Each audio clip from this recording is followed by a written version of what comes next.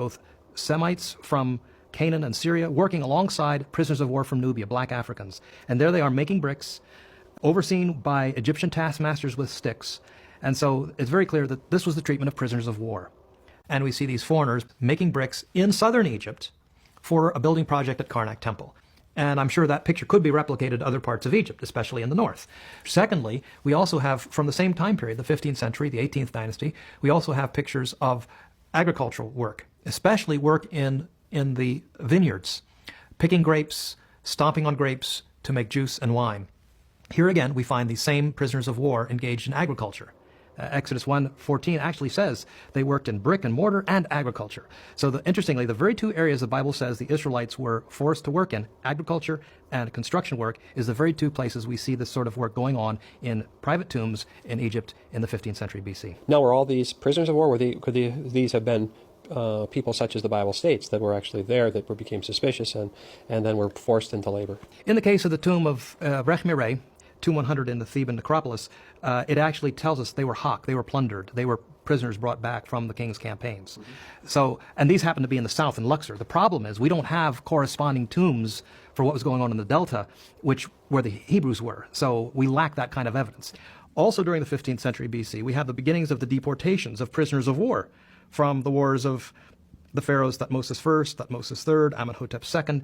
These are bringing prisoners of war both from Syria and Canaan as well as from Nubia to the south. All these prisoners of war are flooding into Egypt and are being pressed into hard labor for the state. So we have both the old Semitic population, second, third generation of whom are still around in the 15th, 14th, 13th century, and then you have the new population of Semites who were brought in as POWs from the campaigns of the Egyptian pharaohs. So there was a significant network of foreign people living in Egypt during the New Kingdom. While this is good evidence for the presence of Semitic slaves doing the right types of work, prisoners of war do not match the Bible's account of the early Israelites. Meanwhile, David Rowe pointed to a different set of evidence that fits the pattern found in Egypt's Middle Kingdom, beginning with finds from Avaris. Well, what happened next? What does the archaeological record show? What we then see is that the graves of these people, we begin to see in the bones deterioration in the quality of life. We see Harris lines in the bones, which indicate famine, shortage of food and nutrients. These people suddenly have become impoverished. Not only that, but we start to see larger houses, which seem to be Egyptian in design, and then smaller houses attached to them, which seem to be servants' houses. And this is what we see for the very first time. And we even find papyri with lists of slaves with Semitic names on them at this period as well. Tell me more about the bones. If we look at the cemetery population, that's the dead, if you like, and that's the evidence we have of the living, is the dead. And we look at their graves, we find something very interesting happens. At the beginning, these people seem to prosper.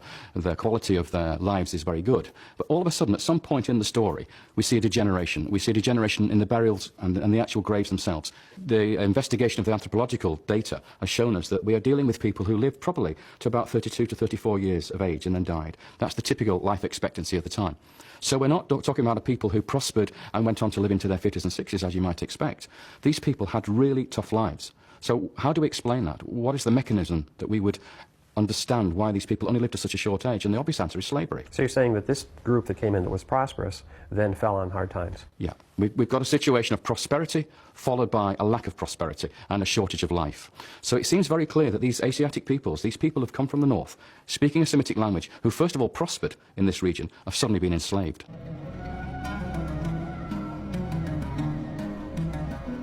Is there any physical evidence that there was slavery of Hebrew-type people in Egypt? There's one particular document which is quite amazing. It's called the Brooklyn Papyrus. And this actually is a list of domestic servants from one estate. We have maybe up to 100 people listed as slaves in Egypt. When we look at those names, 70% of them are Semitic names. And you can literally pick up Israelite names in there. Menachem, Issachar, and Asher, the names of two other tribes of Israel. Shiphrah, one of the Hebrew midwives in the Exodus story, a name that appears in this document. These are Hebrew Israelite slaves, and they're in a papyrus from the 13th dynasty, not from the 19th dynasty, not from the time of Ramesses II in the New Kingdom, but from the 13th dynasty, the Middle Kingdom. What does this mean to you? What does it say? This is real evidence for the time when the Israelites were in Egypt as slaves. It's when you get a text, suddenly you've got history. Archaeology, you have to interpret. When you have a text, this is something very different. David, can you put a specific date on the Brooklyn Papyrus? The Brooklyn Papyrus is dated to one reign, The name of the king appears on it, and the king is called Sobekotep III. Now, he's the first king of a mini dynasty in the 13th dynasty, where you have maybe 4 or 5 very powerful rulers coming to the fore, a family of strong pharaohs. And this could be the pharaoh who did not know Joseph, the one who enslaved the Israelites, because it comes maybe 3 or 4 generations after the Middle Kingdom, when Joseph arrives in Egypt. We suddenly find this strong pharaoh, Sobekotep III, and we have this list of slaves with Israelite names. David, the thing that I'm puzzled by is why so many Egyptologists ignore the Brooklyn Papyrus. Well, this is the old problem again about time, isn't it? You have a situation here where, although everybody recognizes that this list is a list of Semitic slaves, and everybody recognizes that the names appearing in here are also Israelite names, these can't be the Israelites, because it's the wrong time period. The Israelites are much later in history. So these people we're seeing here in this Brooklyn Papyrus in the time of Sobekotep III cannot be the Israelites.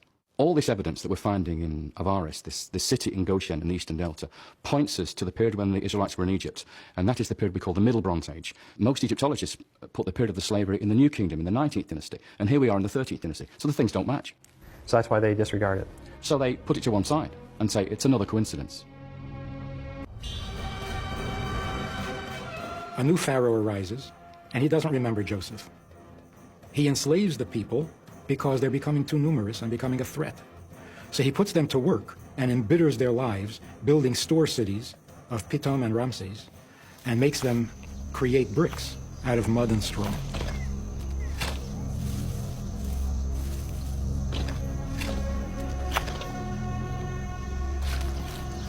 It was intriguing to see this type of construction in different parts of Egypt. Were any of these bricks molded by the hands of Israelite slaves?